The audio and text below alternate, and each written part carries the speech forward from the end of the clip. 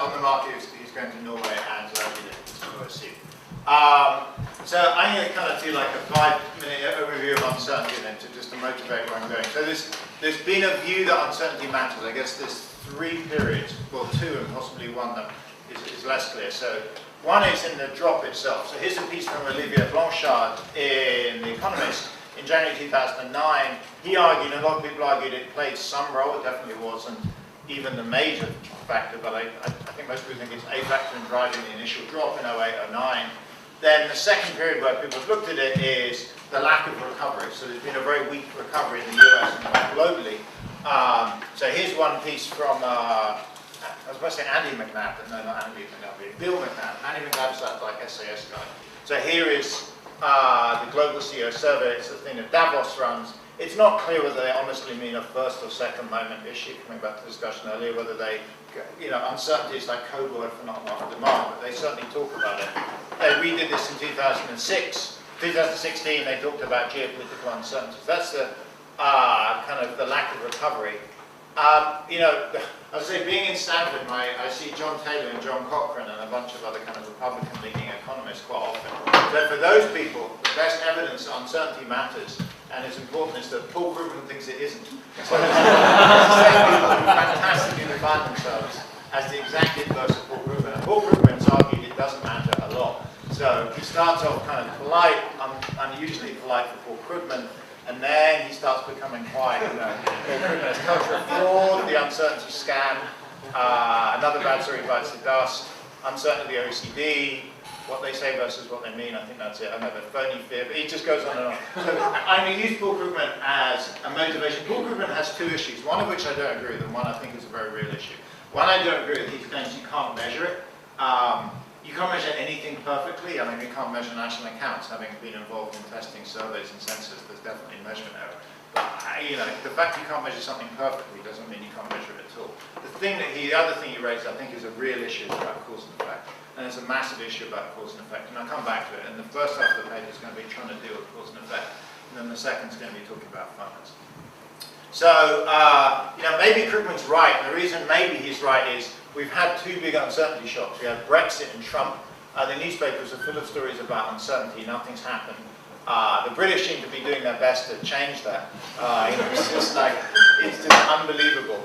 I see it here on British. I could have voted. I didn't actually vote in this one. I voted in the Brexit. Remain, just in case of any uncertainty. But I could go on for ages about the crazy situation. In fact, now Theresa May has to have a coalition with the Scots, who are like pro-Brexit. The leader of the Scottish Conservatives is a gay female, and with the DUP, who are against gay marriage. It's like their own coalitions about who knows what's going to happen. It's going to be meltdown, and it's spilling over into Europe. So why there are 3 reasons for continued reasonable US and UK growth. One is uncertainty doesn't matter. So in backdrop, I've primarily focused on the real options effect. So if you think of the channels for uncertainty matter, broadly there are at least 3, and they come from sources of non-linearity. So if you go back years and years to the real business cycle model, like Hidden and Prescott, uncertainty doesn't matter in those models because they log linearize everything. So everything's linear, uncertainty doesn't matter. So if it matters, you've got to have non-linearities. And the most obvious ones that come in the models we look at, one is in the utility function, which is risk aversion. One is in adjustment cost, which is real options, think Dixon, Pindyke. And then the third is probably the least well known, but in the production function. So if you write AK, Y, Y equals AK to the alpha, that's non-linear in K, and that's often called the Hartman-Abel effects. Any one of them could matter for uncertainty matter. So it's kind of weird that it doesn't matter, or you have to argue this offsetting effect. But do you have an environment where actually the first moment goes in the other direction? Okay, perfect. So exactly. So this is B. So A is uncertainty doesn't matter at all. We just got it wrong. B is there's offsetting first moment shocks, and in the US it's easier to argue that's possible what's going on. Trump talked about lowering taxes, talked about bonfire vanities. I definitely did not vote Trump. I really don't like Trump. But his economics are liked by, as we all know, by the stock market and by businesses. In the UK, it's less obvious. In the UK, you can argue it's the big drop in sterling, which is a very large drop. It dropped about 20%. there's an interesting article in the Wall Street Journal actually yesterday saying trade economists are perplexed why the drop in sterling's had no effect on the UK's balance of trade. And you could argue, well, actually, that's not surprising. There's two offsetting effects and cancelling each other out. So that is a secondary. And then the third story is what I'm going to look on this paper, which is actually unique financial conditions will be worse for uncertainty quite a lot. And there's a multiplier. Basically, financial conditions are worse, uncertainty matters more. And this is what I'm going to focus on. I think this is an important factor. I mean, given my research the last 20 years, I'm not going to recommend. This isn't where I'm going to be heading. What I was thinking is you're focusing on two particular examples, but in history you can see moments of uncertainty where the first moment goes positive or moments of uncertainty where it goes negative. Yes, so in like the long history of stuff and trying to estimate the effect of uncertainty, there's two problems. One is easier to fix, one is harder. So the easier is getting exogenous shocks. So, I saw Laura up there, but Laura welcomes, but there's a whole bunch of people, and Eduardo Schwab, who I know is at UPF, there's been various people who've done stuff on reverse causality of uncertainty. That, at least you can get an exogenous shock, like the Cuban Missile Crisis or 9/11. But then the second problem is, as you get at, is these things don't affect just one moment. And it came back with a discussion, on the earlier paper about this first and second moment. So normally if you do these VARs, you want to have outcome as a function of uncertainty plus some first moment control. And actually getting the first moment control is really hard. But you're right, there's, historically most uncertainty shocks are bad news. So typically when uncertainty goes up, there's also bad news. In the stock market, another way to look at it is in very high frequency data that vol is negatively correlated with return. Stock vol tends to be high when the market's low and vice versa. So I'm going to try and deal with controls for first moments. I basically want to get identification, and I'm only really going to manage to do that at the micro level. So in the first half of the paper is going to be trying to get causal identification. I'm going to give up, frankly, on macro. It's so hard to get causal identification of macro shots because something's going on.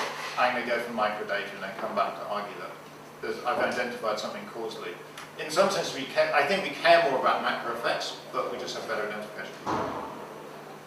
So what's the model? So here's just the standard model. I call this, sorry, this, you're just scratching. Just scratching.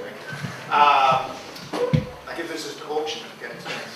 There's a whole bunch of papers like Dixit, Pindyke, Abel-Eberle, Caballero and Engel, various papers. This started off in the late 80s, 90s that set up models like this. So you have a revenue function. I mean, you can have a production function, an isoelastic demand curve. People typically just match it to revenue function. So Cobb Douglas and capital and labour, Z is either demand shocks or TFP. You just wrap them into one. This follows an AR1 process. The only thing that's unusual is you've got sigma subscript T, so that the shocks are time varying. To keep life simple, we're just going to have sigma be either low or high.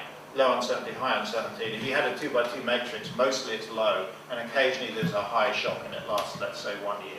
That'd be a very standard model, and then there's some kind of capital adjustment costs. So you're going to have fixed costs, it costs some amount just to invest or disinvest, whatever you do, and also pass through reversibility.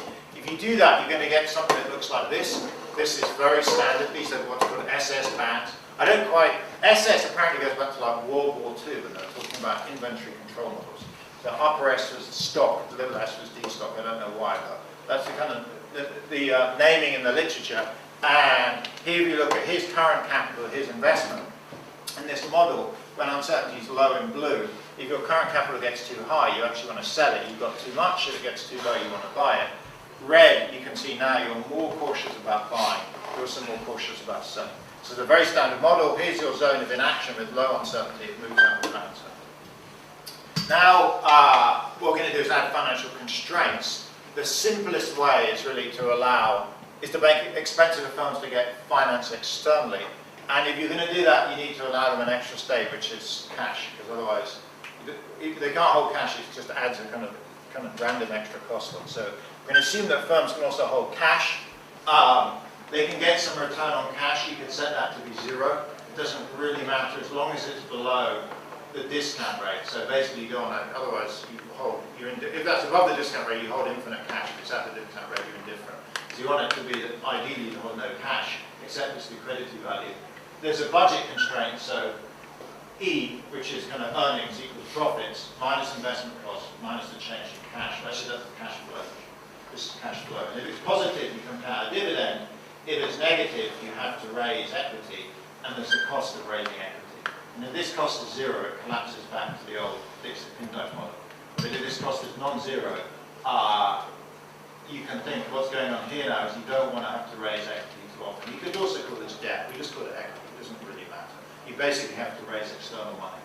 So in this model, you can imagine what you're going to do. When uncertainty is high, you hold a lot of cash because you really don't want to be dipping in and out of the market. You hold a cash buffer.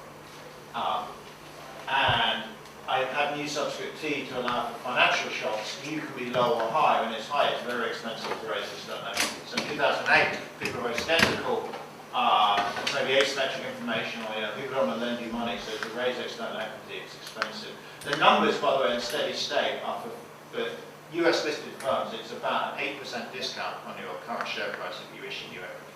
So if your stocks are $100 a share, if you sell new shares on the market, you typically get $92 per share. So these are quite large, and this is in normal times. I don't know what happens if you try to do placement. For debt, the numbers are lower, they're typically 1 or 2%. It's not free to issue debt. So this is the model. What does it look like? So here's the investment. I've taken out low on. This is just a low uncertainty. Now here's the investment profile.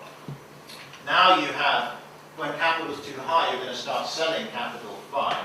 When capital is too low, you invest a little bit, but at this point, these lumpiness shouldn't be here. There's going to do indivisibility. That's grid points in the simulation. But roughly what's going on is over this period here, you're investing out of cash flow, but you're not actually raising new equity.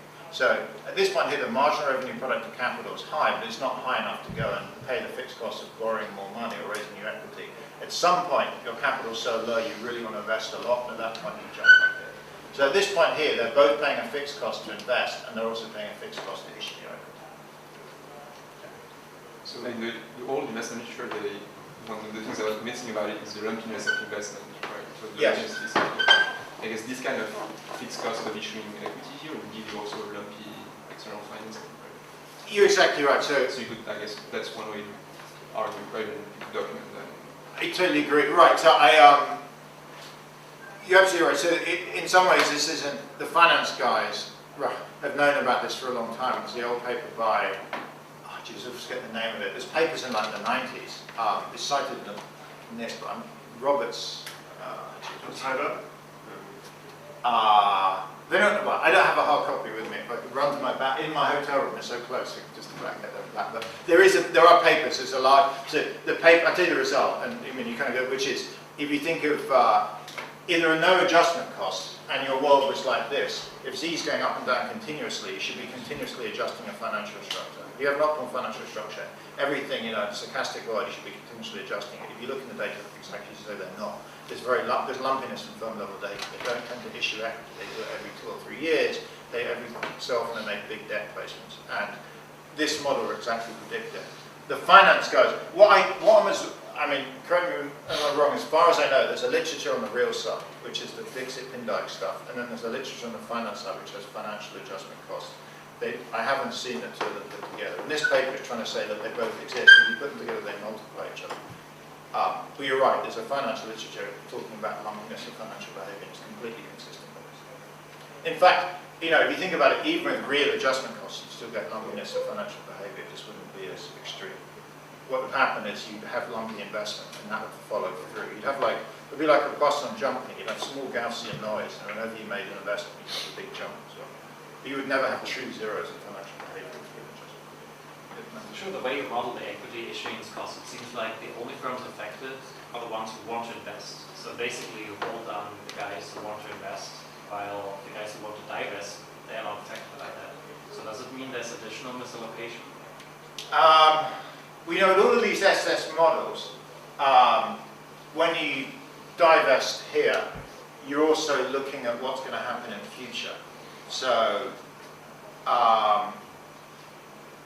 That's so true. even at They this point, anticipate this. they anticipate. They anticipate this dynamically. That's true. But those guys that run into the inequality, You they're have the ones at the left. Yes. You do have a much bigger effect here, and this is one of normally when I run, you can tell the value of simulations as what you get out ex post. I'll show you a bit. We have a multiplier, but it's not as big as I think it is, and the reason is So I'm jumping too many steps at one time, but if you have a financial friction, I thought you might want to not disinvest because you want to hold cash. As soon as you have a really big financial friction, it's very valuable to hold a lot of cash in the firm, because what you don't want to do is go to shareholders, because it's really expensive to get external finance. And that will be, and also you actually to some extent want to save in capital. You don't have a lot of capital. Basically what you don't want to do is have to raise external finance. So you do tend to get SS effects, and it makes you less responsive, but you also have some balance. It starts to get very complicated because you're right, you have an actual constraint that operates in the investment side. This is why in the end we're going to simulate this stuff. The intuition is reasonably straightforward, but the mechanics of it are not that straightforward. So is there any evidence for this in reality? So we just talked about yes, there's lots of lumps and bumps. That was a backup slide here. There's lots of lumps and bumps in financial behaviour. There's lots of complaints, at least some. This is from, there's complaints about dead money in firms hoarding cash. So Mark Carney, who's the Government Bank of England and used to be the Governor of the Bank of Canada, talked a lot about this. He claimed that firms are holding cash in their balance sheets. If you look at firms, they're increasingly holding cash in their balance sheets. There's a secular trend up, and there's various reasons. One is tax, and other is R&D. The third, as some people argue, is uncertainty. Uncertainty tends to be more cyclical, but there's some evidence for it. If we look in the actual data, the model I'm going to have, which is financial adjustment costs make you particularly cautious, are going to be consistent with what we see in the actual data. So here is a measure of uncertainty in red. It's the VIX. It's maybe not the perfect measure, but it's one kind of reasonable measure. It's the implied vol on the S&P 500. And here in blue is investment and employment growth. And they're very negatively correlated. That's no big surprise. I'm not claiming it's causal, but when uncertainty goes up, investment and employment tend to drop. Here are some financial variables. You also see when uncertainty goes up, debt reduces, particularly short-term debt. Dividend payments drop and cash rises.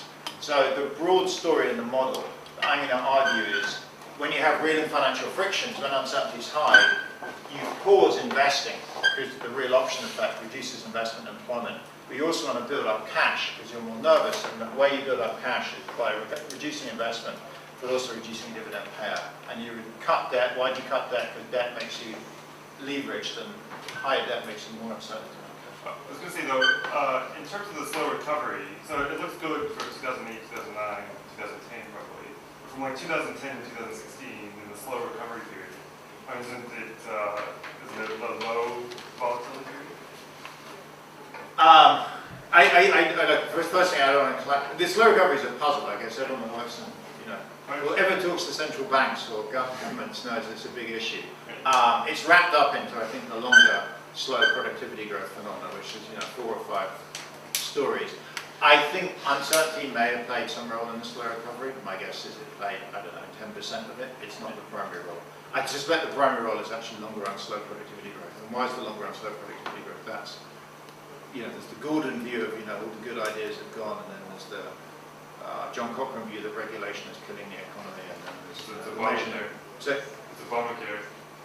Yeah, exactly. So the other story is depends how you measure it. So the VIX, stock market volatility, is recently very low. The others, I've been generating this index called policy uncertainty, which is basically the search of the word uncertain in the newspapers. That's still pretty high.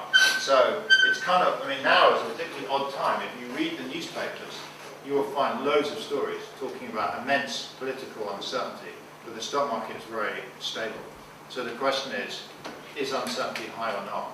And it's not obvious to me. It's a bit weird. There were 2 indicators that were highly correlated up until about a year and a half ago. So the VIX and our policy uncertainty measure correlate about 0.9. Now their correlation has collapsed to about 0. So Trump and Brexit and everything have done strange things to the market. So on that basis, if you plotted policy uncertainty, it goes up and stays kind of high. I'll just use the VIX because it's more standard measure. I don't want to use my own measure because it's kind of self-serving, but the VIX and policy uncertainty are mostly pretty consistent with recent data.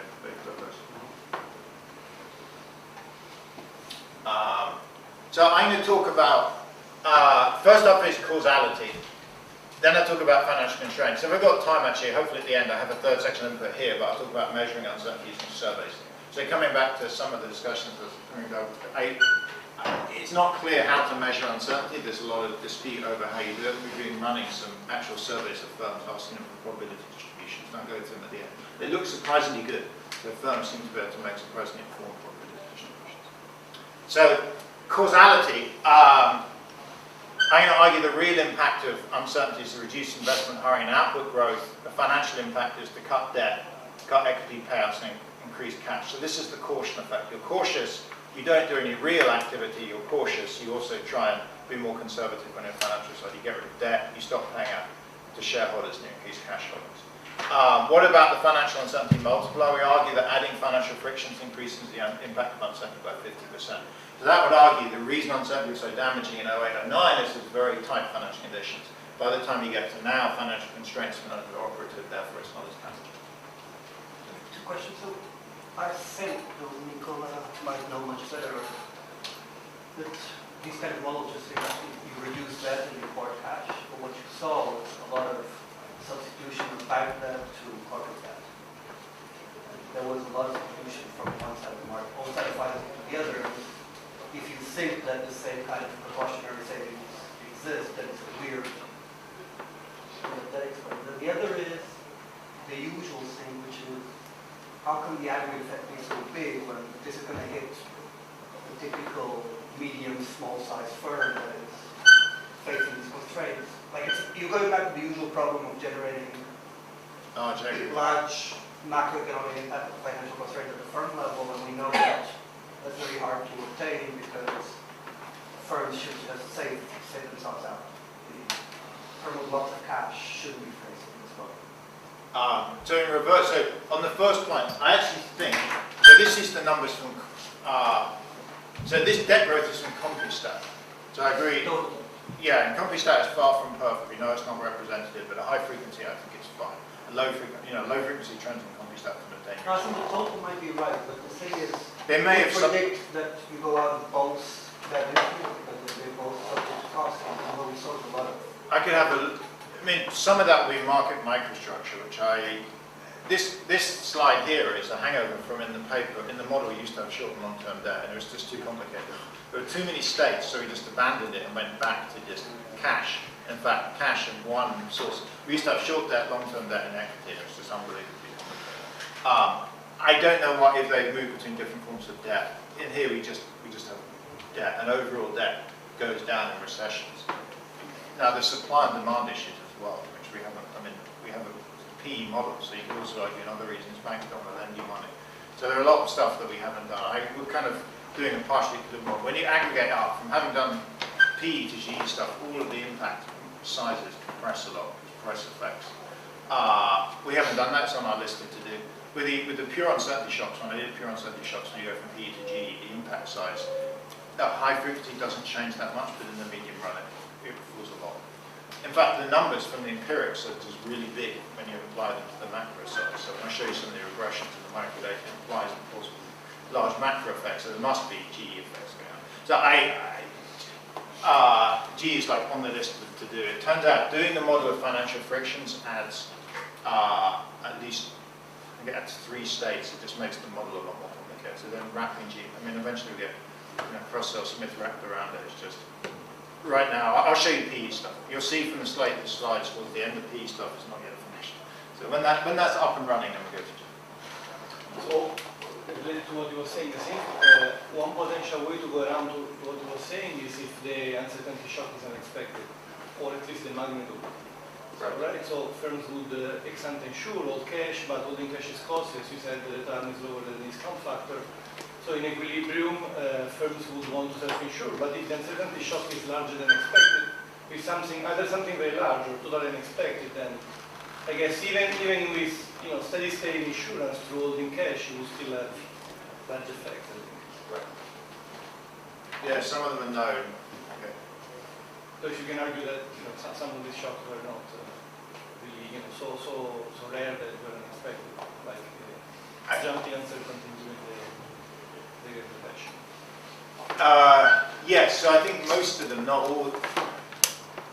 Some of them are unpredictable. I mean, things like elections are kind of predictable events you run up to. Things like 9/11 and the Great Recession, I'd argue, are basically unpredictable. So I think it would be a good idea to distinguish between. Oddly enough, there are some predictable. I mean, elections are the classic predictable uncertainty. So I think this is what Vasco asked, and I'm not sure if you answered. But so you have this tax arbitrage between dividend growth and cash growth, that it changes the trade-off between tax arbitrage and opportunity cost of holding cash changes with the interest rate, and the interest rate changes with the Sure. So there are other things. You're saying why? What I'm saying is that I don't see it. I think we need more about to get the cash growth and dividend growth pattern with respect to be a puzzle. No, I'm not saying it's a puzzle at all. These are just stylized motivating facts. I'll go on to the micro data. I was just saying, in the macro data, you just see these correlations. I guess I'd only personally, in the uncertainty literature, at least for kind of the macro side of things, are focused on the top row. I never thought about this. The finance guys have thought about this. They basically hadn't thought about the top. There was kind of two separate worlds, I think, looking at things. I was just saying, in the macro data, and I go to firm level data, it's consistent with the model I'm going to go through, but there's a lot else going on. So yeah, we can't read causality from this. I can just say it's consistent with it, but there are many other things that could be done. So why don't I move on from there? Yeah, so in terms of policy implications, uncertainty shocks are worse than financial crisis. Coming back to why maybe things haven't been as bad now as they would have been in 08 and 09. Financial stabilization reduces the impact of uncertainty. For the Federal Reserve System, I think this is an important kind of positive tick for them in 08 and 09, that the extent they stabilized the financial system, I think it reduced the negative impact of uncertainty. I certainly was very much in favor of what the Fed did. I know Krugman and others have been very negative about it. There's a big literature. So here, I now have Krugman as my new muse to try and support why we care about causality, and then I go through the model, and then I go through some further empirical results, and I'll talk briefly at the end of our time about the survey. So the empirical results, I use CompuStat data for investment and employment and financial metrics. Uncertainty is going to be proxied by realized vol of daily stock returns, so there's about 250 trading days a year. I can also use implied vol. Implied vol is like a better measure. In a sense, it's forward-looking. It's backed out from put and call options. We have it for a much smaller subset of firms. Implied vol has only been around in equity option, on individual equities, since the mid-2000s. It's only for bigger firms. Usual steps of cleaning. The big issue is how to deal with endogenous uncertainty. So I'll go through this slightly slowly. I mean, maybe it's obvious, but it's not the most direct thing to do. So what I want to do is get exogenous drivers of uncertainty. So oil price uncertainty, which is caused by, for example, wars in the Gulf, currency uncertainty, and policy uncertainty. And I want to get firms being differentially exposed to these, because if I can have firms being differentially exposed to these, I can put in firm dummies, time dummies, and look at kind of have basically firm by year uncertainty movers. So how do I do that? Well, I'm going to get a period I'm going to call the prior data. So I'm going to run all my regressions from 2005 onwards. I'm going to use the pre-data, so 85 to 2004, to estimate risk-adjusted returns where we've taken out the standard Fama-French factors, and regress it on oil price and the 7 major currencies the US uses to trade. And the idea here is I want to look at the betas as a measure of, and I'm going to do this industry by industry, I'm going to use the betas as a measure of how exposed firms in each industry are to this driver. So for example, this is the oil price, and this is the airline industry. This beta is going to be big and negative. If this is the oil price, and this is the oil exploration industry, this beta is going to be big and positive. If this is retail, this beta is close to 0. What does that do for me? Well, when I want to get exposure of firms in an industry to uncertainty, I want to take the absolute value of that beta times the implied vol in that driver. So if you're either the oil industry or the airline industry, you're sensitive to oil price uncertainty because you're either positively or negatively loading on it. If you're the retail industry, you basically don't have much weight on oil price uncertainty. So that's the idea, to use the pre-data to get loadings industry by industry to these 8 drugs. But with oil price movements, it's probably also a direct impact on some industries, right? Besides you can talk for that separately. You're exactly right. So this is going to be, coming back to the, so I put this in as our instrument for uncertainty. I'm also going to directly control for beta times the return. So that's the first moment move, and that actually is time. So if you're in the oil exploration industry, it's great if the oil price goes up. In the headlines, it's really terrible. So you're right, this is the same issue that always when you look at uncertainty, uncertainty isn't. It moves, correlation at the first moment is typically negative. It's like minus 0.6, minus 0.7, you have to control for the first moment. So yes, that's important to do. But otherwise, effectively you have some exogenous movers of uncertainty. You want to get loadings. It seems a very sensible way to get loadings. We're going to run these regressions daily. This is like the 0th stage. We just want to get loadings to different industries, to different drivers. So that works for everything except policy uncertainty. For policy uncertainty, we don't have daily stock returns data that we can use. Instead, we're going to look at the share of revenue in each industry code that comes from the federal government. So that here they're ranked by top shares down. So if you look at the top one here is guided missiles and space vehicle parts. Mostly you hope this stuff is sold to the federal government, and indeed 77% is sold to the federal government. The other 23% I presume is sold abroad. I hope to governments. And if you look at the top, it's like defense, construction, healthcare. So these are sectors that are going to have a high loading, and this is the same idea here. You use the contract share times policy uncertainty. So just to recap, we have 9 instruments. Oil, which is basically standing for energy price, the 7 major currencies that the Federal Reserve reports, and then policy uncertainty. We're going to get loadings times uncertainty, and that's going to be an instrument for each firm of its uncertainty. And in response to Doug, we add in the first moment loading, the level of it times the return as a control. So how does this work? Before I just go through how it works, I'll just show you OLS. So here's our regression. Column 1, it's a regression of the entire sample of CompuStat. What is it? It's an incredibly huge, 1967 to 2013. There's about 150,000 observations. It's an enormous sample. We have firm and time fixed effects, and that's it. And I just put it in implied vol. What do you find? A big negative significant coefficient. But I haven't really claimed anything about causality. If you put in lagged implied vol on current investment, there's a big negative. The T-stat is huge. So over the entire lifespan of CompuStat, there's a big negative relationship between realized volatility as a measure of uncertainty in investment. Column 2, you can look at implied vol. This is the number you backed out from put and call options. So like GE, Microsoft, each firm has an implied vol. You get a daily measure, you take the average over the year. Very large coefficient, negative, significant. Again, I've done nothing about instrumentation. So let's go to IV. Column 3, it's the univariate. So I should make on column 3 the sample. These columns, the samples drop a lot. Why? Because implied vol, you've only got large firms post about 2005. For this, we had to use the pre-period, so we're only using all firms post about 2005. Here we've used the instrument, the coefficient, the point estimate is similar, but you notice the T-stat drops a lot. So we're getting a weakly significant causal effect with our view of uncertainty on investment. The F-test looks good. These are very strong instruments, and the over-identification test looks reasonable.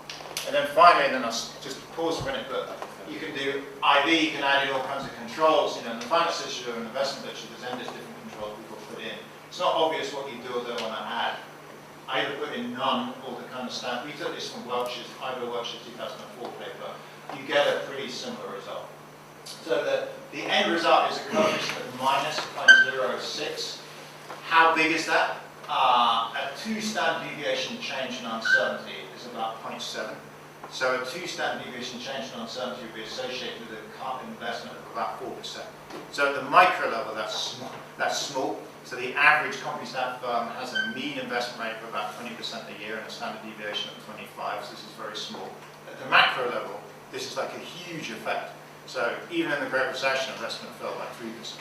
So it's like an enormous effect at the macro level. And the reason this micro-macro is so disjointed is there's so much else going on that's affecting firm investment. And we model some of it, but certainly not all of it. So to model firm by firm investment, uncertainty matters, but there's a lot else going on. For the macro level, there's some GE of things that you wouldn't want to take this seriously. But I'll pause at this point here, but I wanted to kind of argue, the main thing I want to get here is there is a causal negative effect of investment and uncertainty going through what I think is pretty good identification strategy. Are you weighting by firm size, the observations? Um, I mean, if you want to say that, if you want to get a macro number, then maybe you should weigh it by firm size. we're not, you're right. We can certainly Because that might push it down. Yeah, Large that's- firms,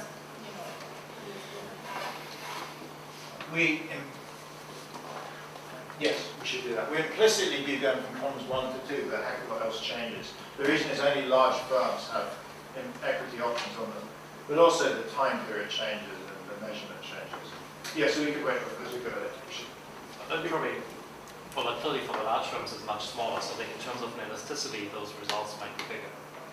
I think of a firm is now 0.06, but the initial volatility shocks they face are smaller, so the impact on the investment, the marginal impact is much bigger. That's right. In fact, this is like, where's Brazil? Okay. Yes, I was going to say, this was like I had a question I meant to ask you in your paper on exactly this, but which is actually, that volatility is dramatically reducing in firm size. So we should look at this, but for all of the, this cascade, the network models, you often take average volatility over all firms, right? You kind of want to take the volatility for the big firms, which are the ones that matter. In fact, I meant to ask that, so maybe we should talk after, but it's a similar question. We should maybe use vol for the big firms. I've been doing stuff where you've been plotting vol against firm size. It's a very steep downward slope. And so if you want to take volatility, it really matters for the firm size. You take like tiny firms, 1 or 2 employees, it's like 20x compared to firms. So the firm you choose. And I guess here we have the average effect conditional, we could reweight. Yeah, we should. Yeah, that's right. So that's investment. So there's a negative, kind of large effect of investment. What about other outcomes? So employment, I'm not going to go through this in detail. There's the same structure of kind of OLS than IB. Employment, reasonably big negative. Intangible capital investment, this is R&D. Mainly R&D, actually, some advertising, negative and significant. Not surprisingly, this is pretty big. If you're, what's the most irreversible investment you can make in the firm? Intangibles instead of tax. This has a very large negative. Not surprisingly, if labor, capital, and intangibles will drop in response to uncertainty, output drops. So this is the real side of the economy, big negative effect on inputs plus output. What about the financial side? You can go through doing the same thing for total debt, significant drop in debt, significant, very large actually drop in equity payouts, cash holding arises. So this I'd say I'd be more comfortable. The macro stuff is consistent with this, but the firm level evidence is much stronger. That particularly here, you'd say it's a causal effect from instrumenting for volatility on debt. And these effects are reasonably large, going through like standard deviation. So you should always be suspicious about instruments. So there's an old tactic called bait and switch, which if you go to an applied micro seminar, someone spent ages telling you about a fantastic instrument. And then the last second, they're adding 5 others, then run the regression. And the 5 others that carry all the power. So it's a famous trick that it regularly comes up in some old wise person in the audience, like John Cavill asks about what happens if you drop one. He spent all the time discussing. So in this case, we just literally go through dropping each one of the instruments. You can see things don't change that much. They bounce around a bit, but it doesn't. We're not relying on any particular instrument. So when uncertainty goes up, factor inputs fall. Therefore, all activities go down. Debt falls. Particularly short-term debt, equity payments also fall, therefore cash flow needs to go up. So what about a model? I kind of been through the model. So the model was, large cross-section of firms, real and financial choices, real and financial adjustment costs. You then hit with shocks, first moment shocks, uncertainty shocks, NB life, financial shocks. I went through the equations, I'm not going to go through that again. We need to, they're actually simulate the modeling to calibrate it. One question. Yeah, sure. So why don't you, so if the idea is the interaction amplification, why don't you do it empirically before the model, like dividing firms into example likely to be financially constrained? I just did that afterwards. Okay. I can come back. Part of the reason is it's actually very hard, and I'm sure you know, to like empirically define financial constraints. So I'll come back to exactly. So if you, I'll come back to that actually. Maybe it's a somewhat random I don't know why I ordered it this way. Yeah, anyway, I'll come back to it. So we have to put some parameter values that, I mean, I'm going to take them from the prior literature. I mean, it doesn't matter that much. And I'll just show you what. So we simulate a large number of firms for 100 years. We use the last 50 years. We have about 150,000 firm-year observations. This is basically the same size of data set in the real CompuStat data. We're going to take the last quarter's capital, sales over the year, etc. We're basically going to simulate our firm-level data from our simulated environment. What do we find? So first looking at real. So here's our benchmark model. The effect of the changes of uncertainty on investment is negative. The effect of change in uncertainty on employment is negative. This is not remotely surprising. This is the real options effect. You know, uncertainty goes up, everyone pauses because it's expensive to make a mistake. They cut investment and employment. Just to be clear, you also see that in the real data. In our model, we're then going to look at the changes of uncertainty on cash. When uncertainty goes up, firms hold much more cash. They cut back dividend payout. Again, this doesn't seem very surprising given what I've told you, but just to say it also matches the real data. The data you talked all about external finance being debt finance, debt and so on. You didn't really show anything about equity. Now your model is all about equity, don't you? Some analog there. Can I think of equity in your model as the analog on side or? Early on we had debt and equity. And it's Veronica. Yeah, so early on, see what's about to say. So early on we had debt and equity. The one problem with modeling debt and equity, well there's two things. One is you're at a state. And I think actually the implications of both of them are kind of similar. The other thing is, as soon as you put tax in there, you get this horrendous problems that firms start messing about. Protection. Well, they do stuff like take out loads of debt and then slash an equity to try and basically use the tax shield, which is fine. I mean, that's as soon as you build a model where you can avoid tax by financing yourself by debt. And then that starts to shift around. So we went for something, A, because the thing was already complicated enough with states, just to have one source, what we call external financing. And empirically, there were basically two big types, that debt and equity. In the model, we just call them equity, but it's a standard. I mean, junk bonds are kind of somewhere between debt and equity. So ideally, you would eventually have debt and equity. Right now, we just, well, right now. And it's not because it doesn't work, it's just a combination of complications, and you get slightly strange things from people basically. The tax rate begins to matter. They didn't really want the corporate tax rate driving any of these. Aside from the tax shield stuff that you mentioned, one extreme, I think your model, one extreme version that it has is you can shut down external financing completely. That's like the most financial constraints you can get. So you essentially say no negative profits ever. So that just forces firms to be internally financed. That's one, I guess that's the most the finances are trying to go, right? Yes. That could be an interesting calibration to look at. Okay, perfect. You totally predicted this slide. So exactly, okay, so I've just shown you the benchmark model, I've just shown you the data. And then you're exactly right. The two things I wanted to get to were, one is no, okay, I'm going to reverse the ordering, in which case, no financial frictions. This is the Dixit-Pindyke. So this is the benchmark model. I just went through that, real and financial frictions, and it matches up with data. So let's go exactly what you were suggesting, which is no real, no, you were suggesting this, no financial frictions. No, it's infinite financial frictions. Yeah. So just write a model where your L okay, is infinite, so you just never, you just have to save yourself. We can do that too, yes, that's right. Yeah, presumably that's the worst, I mean that's the most financial uncertainty. That's like an upper bound if it could get. Yeah, and then if your value goes negative, you're basically bankrupt or something, I guess. Yeah. That's what we do. Okay, great, we should do that. Okay, so we don't have this, but yes, I agree. So we basically did two tests. One is no real friction. So if all you thought were financial frictions, you actually get a positive effect of uncertainty in investment and employment. This is because of this Oi-Hartman-Abel effect. So I don't know, where am I on time? I have about, what, 10 minutes left? 15. I probably don't want to go through the Oi-Hartman. Do we have a pen? Yeah, so the Oi-Hartman-Abel effect is this. If you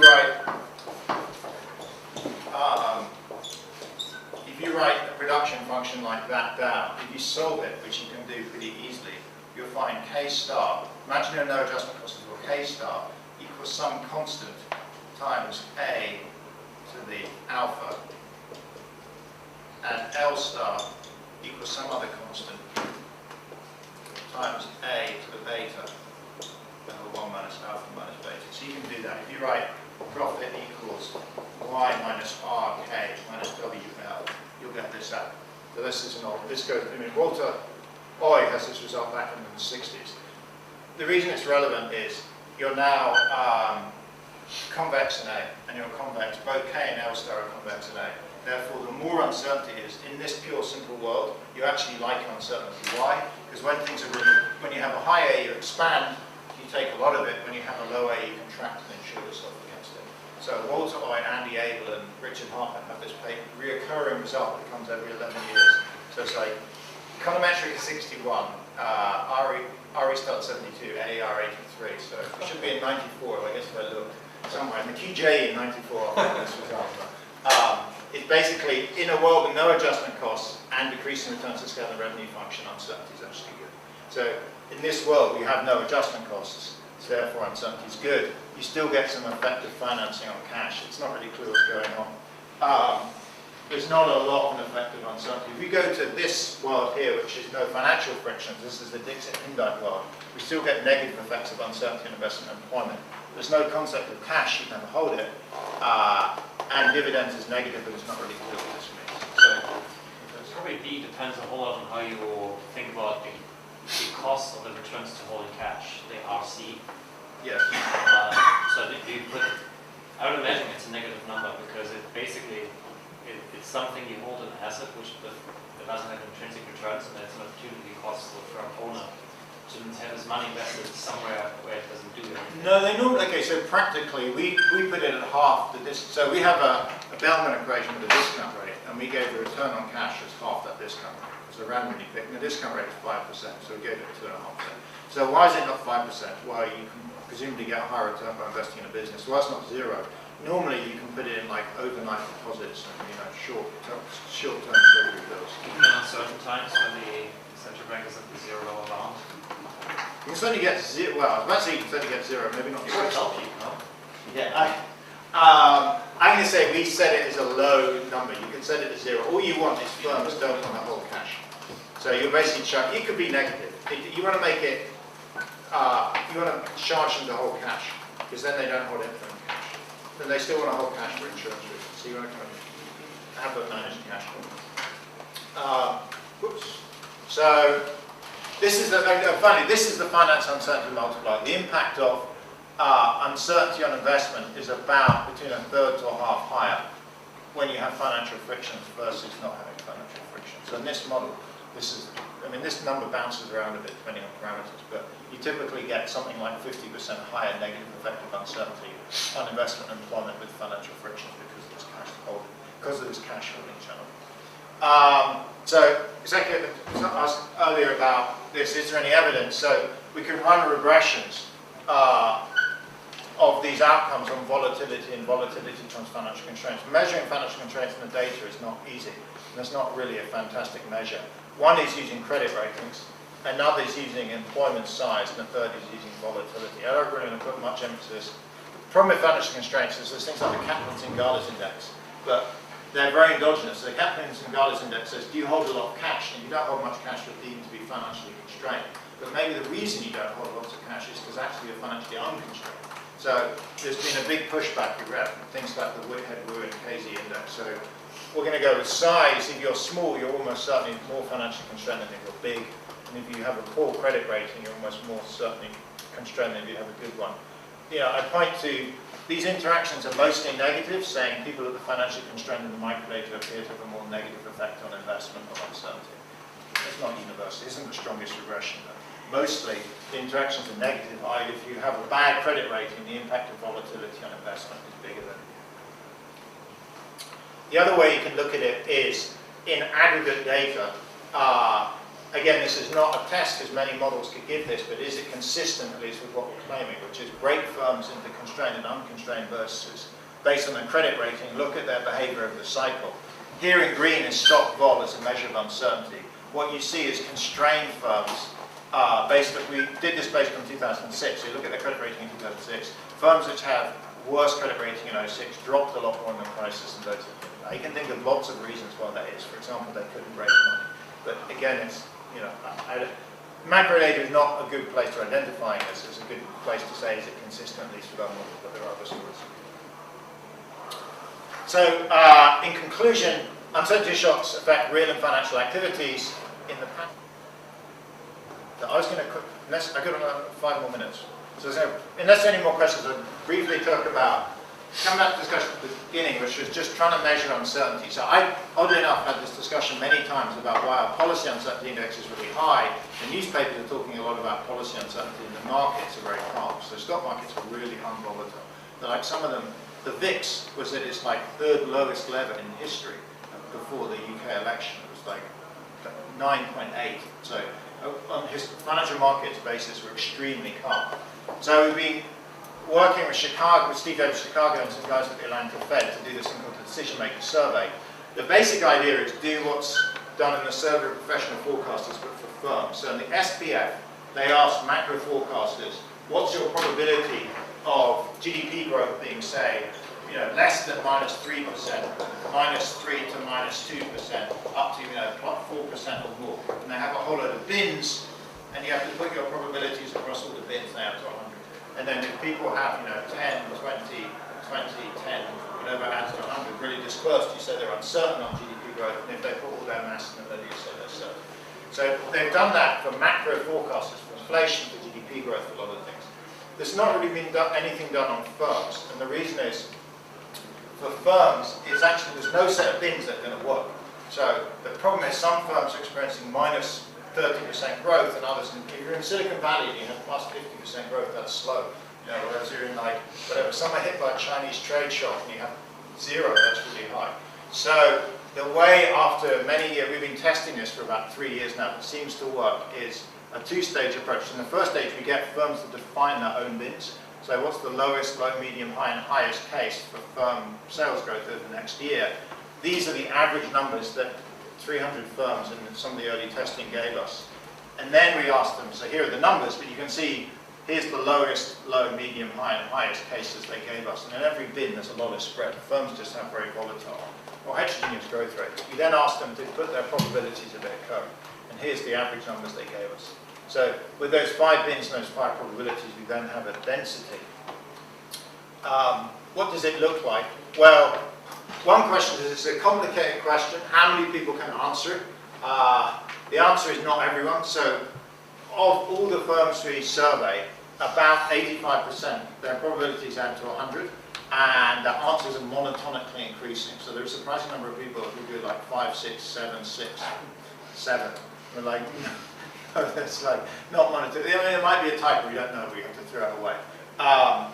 If you look at what being able to respond to this survey is correlated with, it's correlated with size, productivity, growth rates, being a multinational, not being a family-owned firm, manager's education. Basically, it seems like a managerial quality test. And then what do the numbers look like? Well, here's the average distribution. On average, people are giving normal densities across the 5 bins. There's a lot of variation in the bins. So some people are weirdly enough putting like 0 in the middle bin. There's all kinds of strange numbers people give you. What about the outcomes? Well, investment is much more volatile at the firm level than sales and employment. The way firms indicate that is not by giving them more density in the tails, it's by giving the values they put in the tails to be much lower. So the lowest value for investment for firms is typically 50% in the middle, and the highest value is typically 250%. So firms give very dispersed outcomes for investment. The sales and employment is much more moderated. So the lowest value they tell us for employment on average is about 90%, and the highest value is about 110%. Finally, this stuff seems very correlated with actual volatility. So there are 2 different measures, models people have in mind of uncertainty. One is the stochastic volatility model, which is, stochastic volatility model is the model whereby, the one that I wrote down here, you have something like this, A equals rho AT minus 1 plus sigma t times epsilon t. And in this world, this is uncertainty, goes up and down, and sigma's high. There's also a lot more volatility. The alternative model is like the Bayesian model, whereby I'm uncertain about the world, therefore I don't do anything. And my priors are very confused, therefore I'm very unactive. And that has a completely different prediction. It predicts when uncertainty is high, you don't do anything at all. There's much less volatility. in the data, what we see is it's much more consistent with this model of the world. So if you look at firms that, if you look at firms that have high subjective uncertainty, their historical volatility of employment is significant. So, and I'll stop at this end of this detail. I just want to say, coming back to the question at the beginning, I think it's, a big challenge in this is measuring uncertainty. Trying to do stuff with surveys, there's plenty of things we're trying to do to try and match it up to things like stock market volatility and variation patterns. Okay, we've got one shot. We're going to get another one. Thankfully, Donald Trump, our first month was when the Trump-Clinton election, so it started at a very high level and it's just been falling down. Okay, thank you.